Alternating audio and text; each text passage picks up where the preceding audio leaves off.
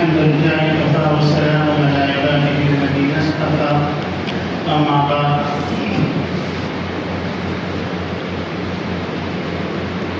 قال النبي صلى الله عليه وسلم لأن يؤدب الوالد ولده خير من أن يتصدق بصاع.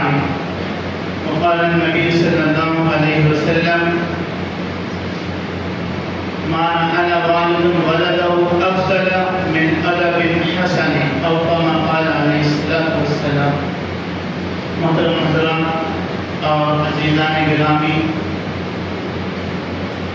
ایک ہے پرورش کرنا اور ایک ہے تربیت کرنا. پرورش اور تربیت دونوں میں زمین آسمان کا فرق ہے. پرورش ہر جاندار اپنی بچوں کی کرتا ہے اور بڑے بہتر انداز سے کرتے ہیں، چاہے وہ پرندے ہوں، چاہے جنگلی جانور اور درندے ہوں. ہر جاندار جو ہے اپنی بچوں کی جو ہے پرورش کرتے ہیں، ان کی ضرورتوں کا انتظام کرتے ہیں. دوسری چیز ہے تربیت. تربیت جو ہے یہ ضروری ہے. ضروریاتی زندگی کے اندر کمی آ جائے یہ برداشت کی جا سکتی ہے. اس کمی کو جو ہے برداشت اور گوارا کیا جا سکتا ہے. لیکن تعلیم اور تربیت کے اندر کمی آ جائے، اس کمی کو جو ہے بطور انسانیت کے اور خاص طور پر ایک ایمان والے کے لیے یہ کبھی برداشت کرنے کی چیز نہیں ہے کہ اس کی طرف سے اس کی اولاد کی تربیت کے اندر اور تعلیم کے اندر کوئی کمی رہ جائے.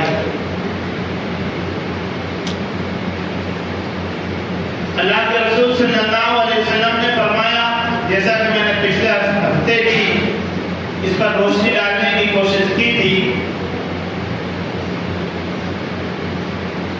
کل مولود یولد الا علی الفطرۃ، کہ ہر بچہ جو ہے صحیح اور فطرت سلیمہ کے اوپر، ایسی فطرت کے اوپر جو کہ انسان کو گوارا ہوتی ہے، اس فطرت کے اوپر اللہ تبارک و تعالی ہر بچے کو پیدا فرماتے ہیں.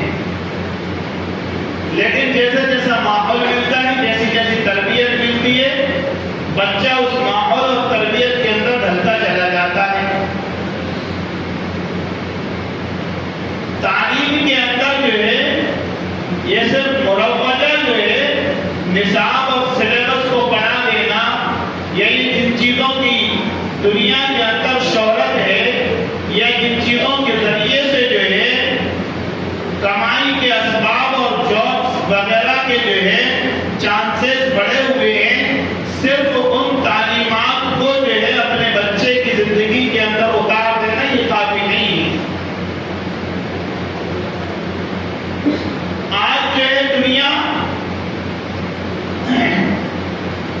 روشنی، بظاہر روشنی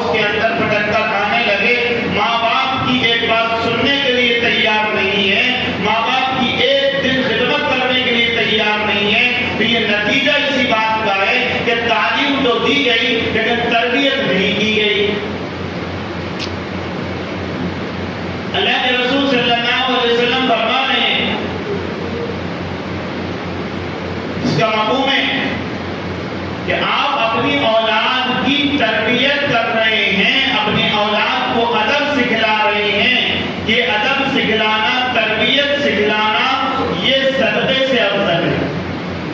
اس سے افضل ہے آپ ایک طرف جو ہے صدقہ اور دوسری طرف تربیت، اس کی مثال میں اس طرح آپ کو سمجھاؤں کہ بھائی ایک طرف جو ہے آپ صدقے کے لیے کوئی رقم آپ پیش کرنا چاہ رہے ہیں، دوسری طرف یہ صاحب میرے پاس اتنا پیسہ ہے کہ یا تو میں اس کے ذریعے سے جو ہے صدقہ کر دوں، یا یہ کہ اپنی اولاد کے لیے کوئی تربیتی پلیٹ فارم حاضر کر دوں جس کے ذریعے سے میرے بچے کی اچھی بہتر تربیت ہو۔ تو آپ کو اس کی بات کی طرف ترغیب دی جا رہی ہے کہ آپ نے تربیت کیجیے اپنے بچے کی، صدقے سے افضل۔ دوسری ہے اللہ کے رسول صلی اللہ علیہ وسلم فرما رہے ہیں، جس کا مفہوم ہے کہ کسی والد نے اپنی اولاد کو اچھی تربیت اور اچھے ادب سے بہتر کوئی عطیہ اور کوئی تحفہ دیا ہی نہیں۔ آج ہم تربیت کے نام پر رسم ادا کر رہے ہیں، تربیت کے نام پر رسم ادا کر رہے ہیں، اصلی تعلیم جو ہے اس کے لیے ہم اب تک کوششیں کر رہے ہیں، بچوں کے 12 گھنٹے لگوا رہے ہیں، اور جو ایک خطیر رقم، بڑی رقم جو ہے ان کی تعلیم کے لیے ہم صرف کر رہے ہیں۔ جہاں پر تربیت ہونا چاہیے وہاں پر ہم اپنے بچوں کو جو ہے آدھا گھنٹہ 1 گھنٹہ پہنچانے کے لیے تیار نہیں ہے۔ جہاں پر تربیت ہونا چاہیے وہاں پر ہم تربیت کے نام پر جو ہے صرف نازلہ قرآن کریم کے جو ہے ایک دور کے نکلوا دینے کو جو ہے یہ سمجھتے ہیں کہ فریضہ ادا ہو گیا۔ اساتذہ کو یہ پابندی کرا دی جاتی ہے، جب ہمارے بچے کے پاس اتنا ٹائم نہیں ہے، مطلب اس کو جو ہے سیکنڈ درجے پر رکھا گیا ہے، دینی تعلیم اور تربیت کو جو ہے سیکنڈ درجے پر رکھا گیا ہے، جب ہمارے بچے کے پاس اتنا وقت نہیں ہے، آپ کو 15 منٹ میں 10 منٹ کے اندر جو ہے جتنا بھی ہو سکے، جتنا جلدی ہو سکے، 6 مہینے میں 1 سال کے اندر بس آپ قرآن کیا کر دیجیے، ختم کروا دیجیے۔ قرآن کا ختم کروانا یہ تربیت اور دینی تعلیم نہیں ہے، کیونکہ وہ کرنے ہی نہیں سیکھ رہا، وہ ایک بار ختم ہو گیا، رسم ادا ہو گئی۔ تعلیم ضروری ہے، تربیت ضروری ہے، اور تربیت کے لیے فوکس کی بھی ضرورت ہے، وقت کی بھی ضرورت ہے۔ حضرت عمرو بن عاص رضی اللہ تعالیٰ فرماتے ہیں کہ ہم لوگ اپنے بچوں کو قرآن کی جس طرح سورتیں سکھلاتے تھے، سورتیں یاد کراتے تھے، اسی طریقے سے اپنے غزوات کے واقعات اور قصے بھی سناتے تھے، ان کو یاد کرواتے تھے۔ جس طرح قرآن کی سورتیں حفظ یاد کراتے تھے، اسی طریقے سے ہم نے جو جنگیں لڑی ہیں، جو غزوات کیے ہیں، وہ بھی ہم اپنے بچوں کو موضوعانی یاد کروایا کرتے تھے۔ حضرت امام غزالی رحمۃ اللہ علیہ فرماتے ہیں کہ اپنے بچوں کو قرآن کی تعلیم کے ساتھ ساتھ، قرآن کے یاد کرانے کے ساتھ ساتھ جو ہے اسلام کی تعلیم بھی یاد کروائیے، کیونکہ تعلیم جب تک اپنے بچے کو یاد نہیں ہوگی وہاں تک تربیت اچھی نہیں ہو سکتی ہے۔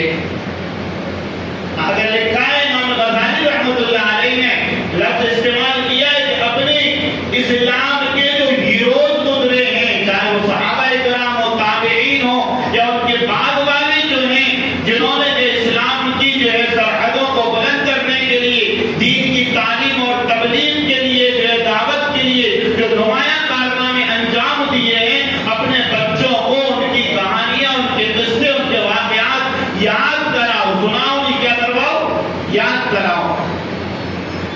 آج ہمارے ہم کے ہیں اپنے بچوں کو جو ہے یا تو جو اتنا زیادہ ہم نے کھپا کر رکھا ہے کہ صاحب ان کے پاس میں دوسری چیز کے لیے ٹائم ہی نہیں ہے، اور اگر وقت ہے بھی تو جتنے بھی لہو لعب والے جو ہیں، چاہے وہ کرکٹرز ہوں، چاہے وہ جو ہے فلمی دنیا اور ایکٹرز اور سیریز وغیرہ کے لوگ ہوں، ان کی جو ہے پورے خاندان اور ان کی پوری کہانیاں ہمارے بچوں کو موضوعانی یاد کرا دی جاتی ہے، لیکن نبی کا نام تک ہمارے بچوں کو یاد نہیں ہوتا ہے۔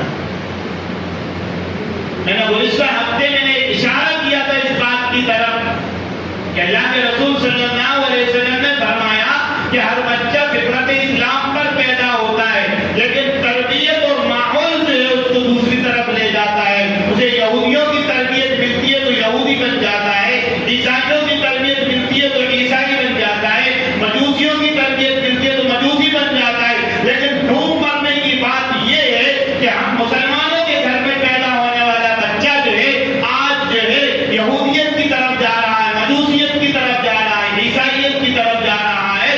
تو ہم نے کون سی تربیت دی ہے؟ کون سی تربیت ہم دے رہے ہیں؟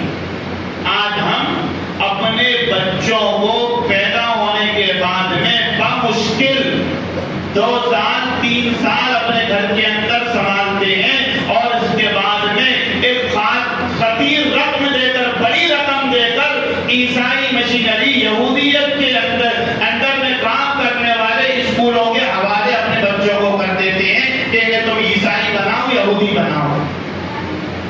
دھیان نہیں دے رہے. ضرورت ہے تعلیم کے ساتھ ساتھ میں تربیت کی، اور اس پر غور کرنے کی ضرورت ہے. میں بس ایک بات اور چل کر اپنی بات پوری کر رہا ہوں. میں بہرحال اسی ممبر کے اوپر سے میں تقریباً 4 یا 5 بار کہہ رہا ہوں یہ بات کہ ہمیں کم از کم اپنے محلوں کے اندر جو ہے 5ویں کلاس تک کے اسکول کم سے کم ہمیں قائم کرنا چاہیے کہ ہمارا بچہ جو ہے کم از کم 5ویں کلاس تک ہماری تربیت کے اندر، ہماری نگرانی کے اندر رہے. اور یہ ہم ہر مسجد کے اندر آسانی سے کر سکتے ہیں. بھائی 5ویں کلاس تک ہر محلے کے اندر، ہر مسجد کے اندر جو ہم اپنے ادارے خود قائم کر سکتے ہیں. 5ویں کلاس تک بچے کا ہمارے پاس رہنا مطلب 8 سال. کتنے سال؟ نرسری سے لے کر 5ویں کلاس تک کتنے سال ہو رہے ہیں؟ 8 سال ہمارا بچہ ہمارے پاس میں رہا، مطلب 11 سال کی عمر تک یہی بچے کی سنورنے کی اور سیکھنے کی عمر ہوتی ہے. 5ویں کلاس کے بعد آپ کہیں بھی بھیج دیجیے، انشاءاللہ اس کی ایمان کے اوپر کوئی فرق نہیں پڑے گا. لیکن ہم اتنا بھی کرنے کے لیے تیار نہیں. اللہ تبارک و تعالی ہم سب کو صحیح سمجھ اور فہم کی توفیق عطا فرمائے، عمل کی توفیق عطا فرمائے. وآخر دعوانا